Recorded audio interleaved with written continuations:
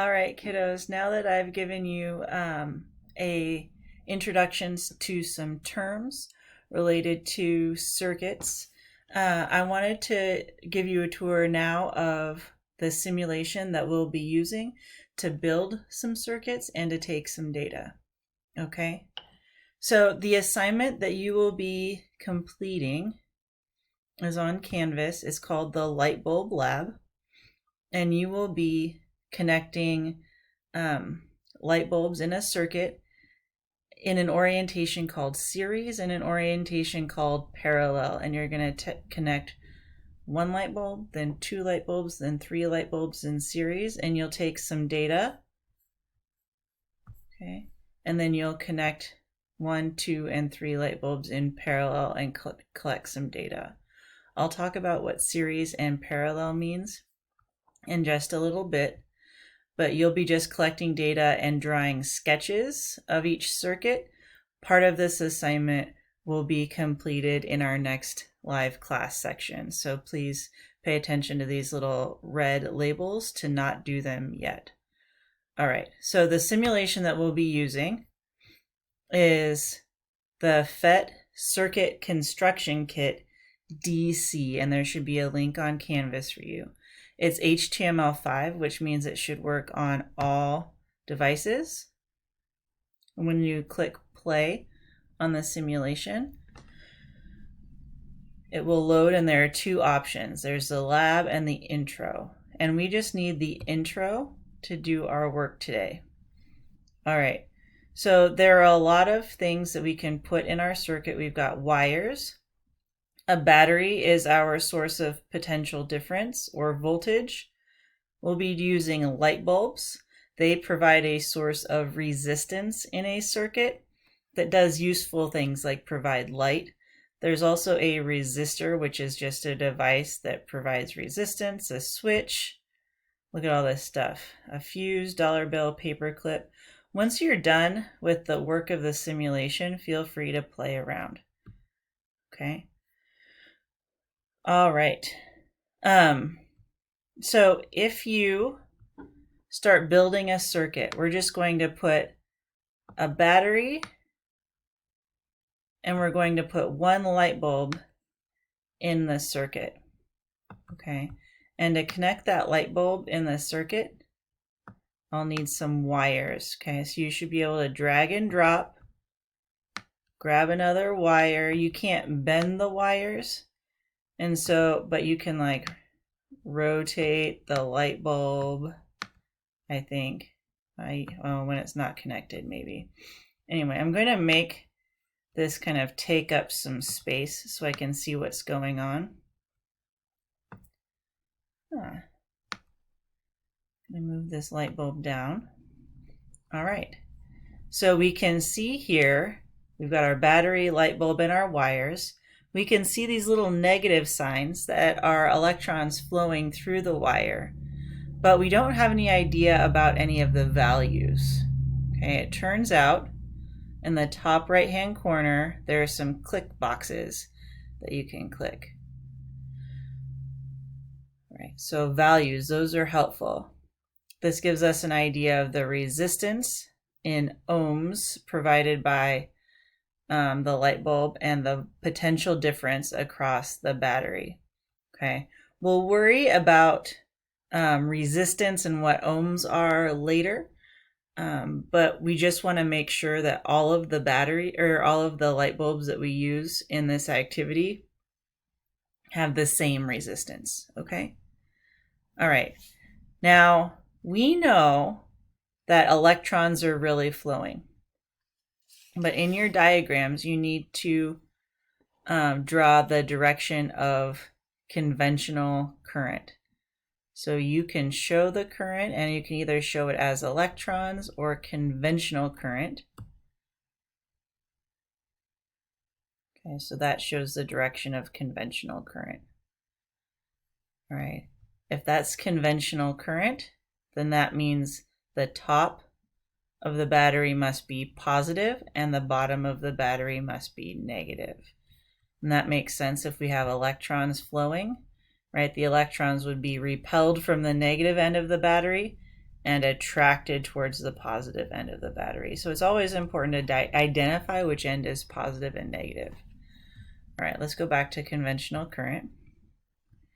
Now you can make some measurements here. You can take the ammeter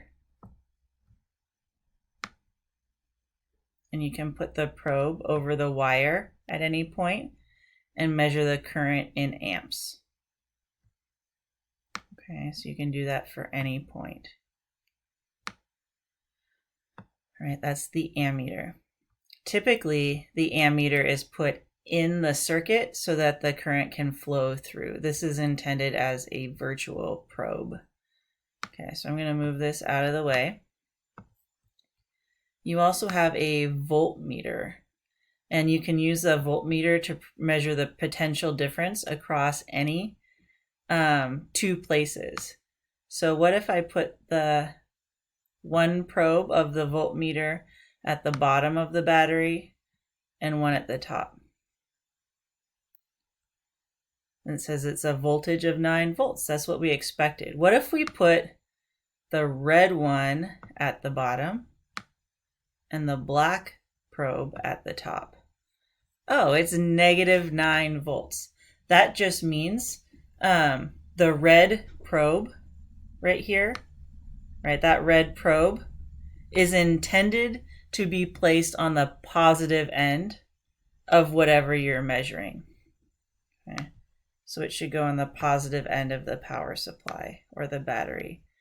The black probe, remember black is generally associated with a negative charge, and so it's supposed to go on the bottom of the battery. We don't really care how the orientation is. We should just record in our activity the absolute value of the voltage. Okay, so in this activity, when you set up a circuit, you'll need to record the potential difference across your power supply, which is the battery, and also the potential difference or voltage across each light bulb. Okay, so this light bulb, I put one probe on one of the little dots that the light bulb has and another on one of the other dots that the light bulb has. Okay. All right, the last thing that I want you to do, so you'll measure the current in several places, and then you'll measure the voltage across the battery and across each light bulb. Those will be some measurements. And then finally, whatever you do in the circuit, you're going to make sure that the light bulb illuminates to the same brightness. So for this, you can brightness is indicated by the length of these yellow lines. It might be worthwhile to take a picture of your screen as a reference point and make sure that you're getting that same light length for your light bulbs, the same brightness for your light bulbs every time you take data. Okay, so what if we put a second light bulb in?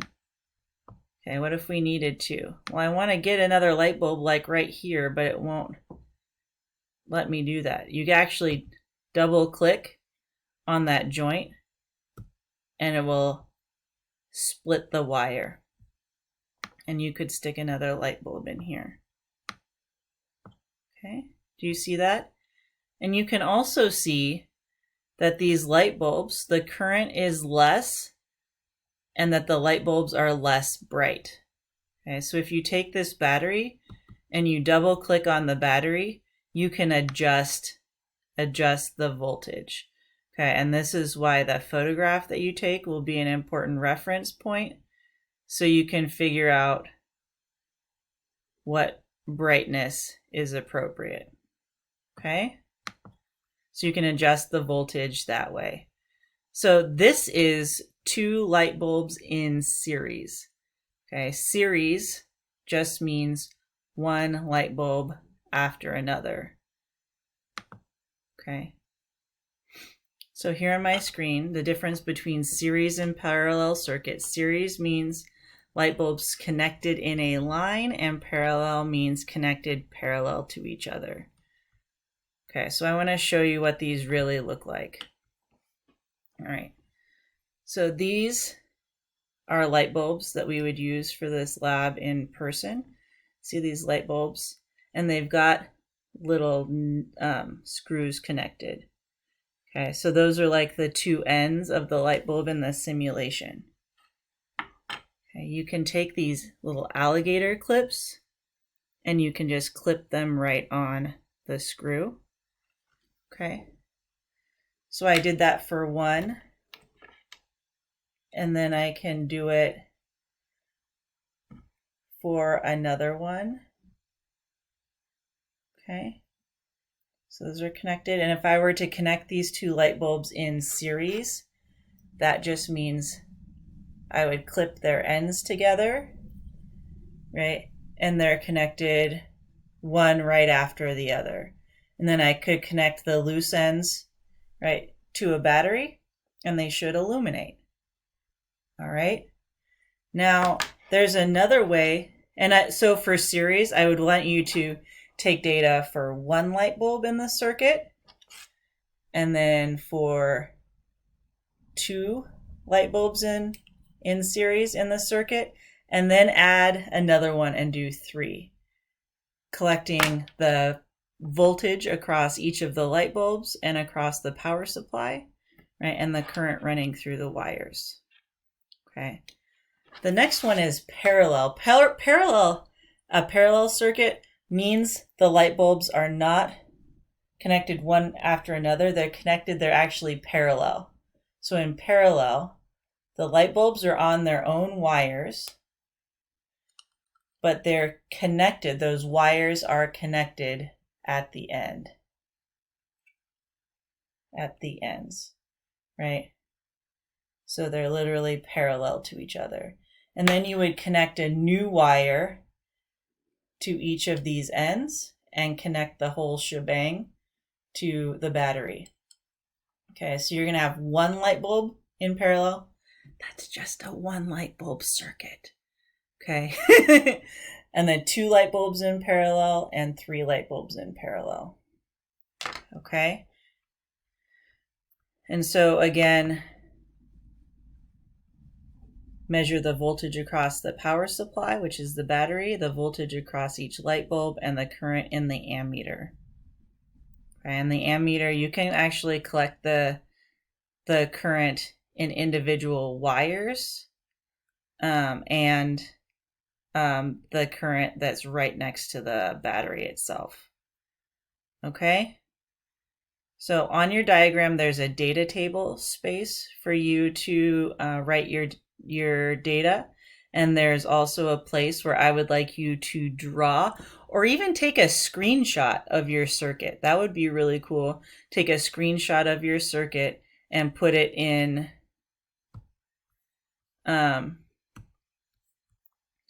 this spot here. I will show you how to make an official circuit diagram during our in-person class. Okay, and then we'll talk about the patterns that we see, and we'll put them in this space here. All right. So you will eventually turn this in. You can either submit this page or submit a photograph of your work done by hand in your notebook. All right. You won't turn it in until we've had our conversation together as a class, debriefing this activity next Monday. All right, kiddos. Please let me know if you have any questions, and good luck.